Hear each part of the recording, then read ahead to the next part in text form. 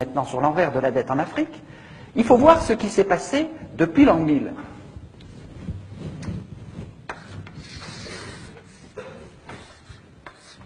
Je dessine brièvement l'Afrique.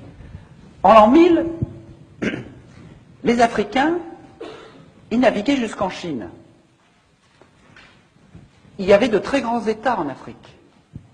À la même époque, nous, en Europe, on clapotait péniblement dans la Méditerranée. Donc, en l'an 1000, les Africains, ils avaient l'économie de subsistance, ils avaient l'échange local, et ils accédaient à l'économie monde, à la macropolitique, à l'économie monde, etc. De même, il y a tout le travail d'Anta Diop sur l'influence, enfin, le rôle des civilisations africaines dans l'Égypte, etc. Donc, tout ce mépris que nous avons, et qui est au cœur de ces relations franco-africaines, ce mépris qui consiste à dire qu'il n'y a pas de créativité politique et culturelle en Afrique, est une absurdité totale. Seulement, qu'est-ce qui s'est passé par la suite? À partir de 1500, il y a eu les Portugais qui ont encerclé l'Afrique, de 1400 et 1450, en l'espace d'un siècle. Autrement dit, avec cet encerclement, et puis ensuite l'esclavage, on a capturé l'étage supérieur, l'accès à l'économie monde de l'Afrique. Ensuite, avec la colonisation, on a folklorisé l'étage intermédiaire. On l'a aliéné, l'étage de l'échange local.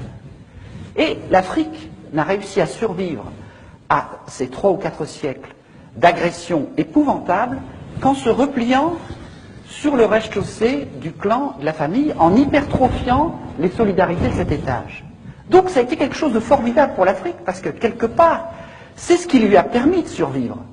Et ces solidarités-là sont très importantes. J'ai écrit tout un livre sur ce fonctionnement à partir de Braudel, et on s'aperçoit bien que, en permanence, c'est de là que tout repart. C'est là que sont les gènes des civilisations, c'est de là que les valeurs d'une société peuvent repartir. Qu'est-ce que c'est que conquérir l'indépendance à partir de 1960?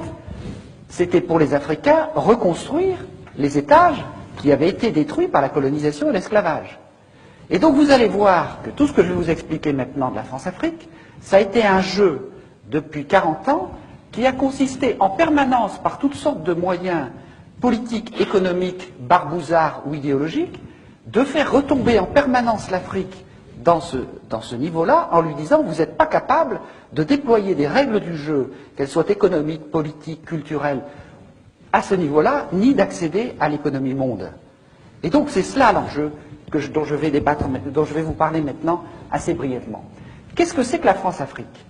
La France-Afrique, c'est ce qui a été mis en place en 1960, au moment où De Gaulle, à cause de la pression de l'histoire, a dû accorder l'indépendance aux pays d'Afrique. Il a à ce moment-là décrété une nouvelle légalité internationale, l'indépendance.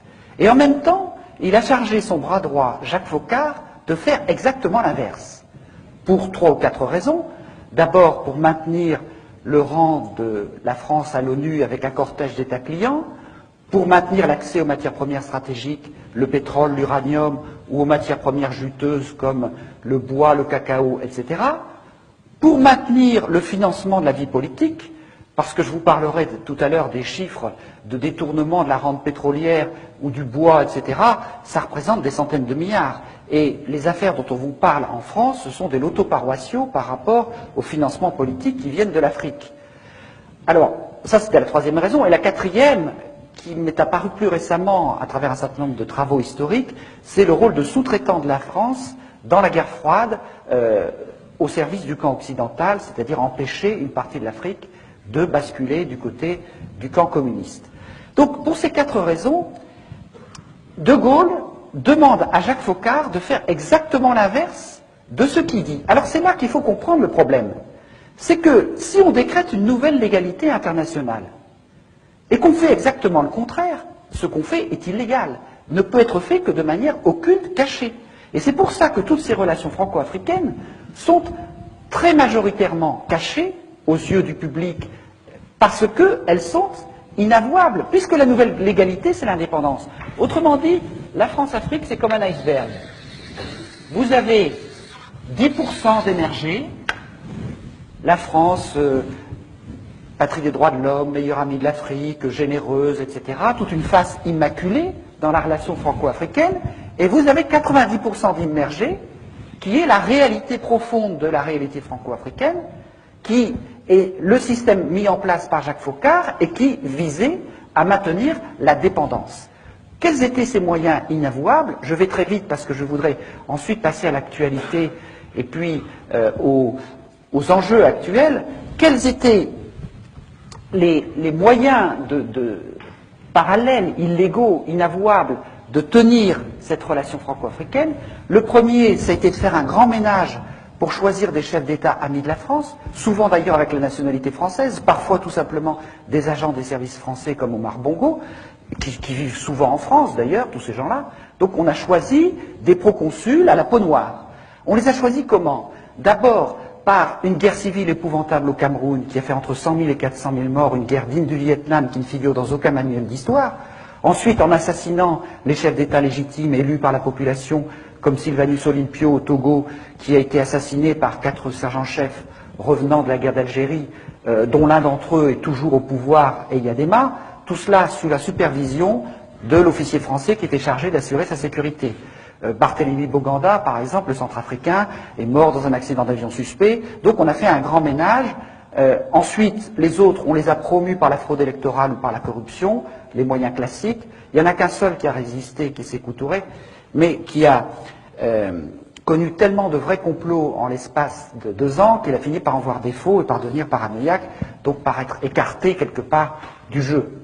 Donc, on a mis en place un certain nombre de chefs d'État amis et on a pu tenir ce système par un ensemble de mécanismes parallèles que je n'ai pas beaucoup le temps de décrire, mais sur lesquels on reviendra si vous voulez. C'est une présence mercenaire, mais ces mercenaires comme Bob Denard, c'était déjà des vrais faux mercenaires, puisque chaque fois qu'il avait un procès, l'ensemble des services secrets venait dire « Mais monsieur Denard travaille pour nous, ce n'est pas un mercenaire, c'est un corsaire de la République ». Donc on voit bien que c'était des moyens occultes qui en fait ne trompaient pas grand monde. Mais il y a d'autres moyens beaucoup plus subtils, beaucoup plus forts, c'est les entreprises faunées des services secrets français, notamment Elf, dont le Floch Prigent, l'ancien PDG, nous explique simplement que Elf, c'était le fauné des services secrets français, c'est-à-dire que les dizaines, les centaines de milliards prélevés sur le pétrole, entre le prix d'achat très faible et le prix de vente, et aussi avec les quantités de cargaisons non déclarées. Une cargaison non